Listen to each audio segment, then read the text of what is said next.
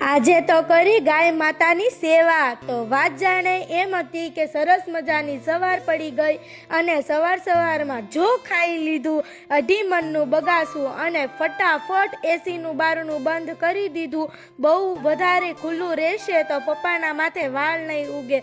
પછી વિચાર આવ્યો કંઈક સેવાનું કાર્ય કરીએ અને પપ્પાની બાઇક પાછળ બેસીને આવી ગયા હોડા ગૌશાળામાં અને પૂછી લીધો બાપુને સવાલ. બાપુ, અંદાજે કેટલી ગાયો હશે? ગાયો બેટા અંદાજે નહીં, મારો અઠવાડિયો આંકડો પડે છે બેટા. ગાયો આપણી પાસે 5332 નો આંકડો બોલે છે બેટા.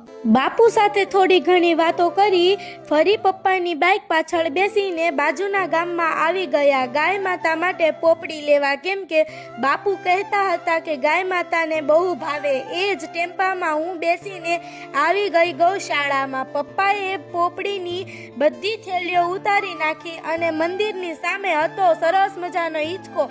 પછી ખાધો હિંચકો. હિંચકાની બાજુમાં હતી લસરપટ્ટી, પછી શું લેસરા. જાજા બધા દાદરા ચડીને કર્યું માતાજીના દર્શન. હે ખોડિયાલમાં બધાની રક્ષા કરજો, પણ શરૂઆત મારાથી કરજો.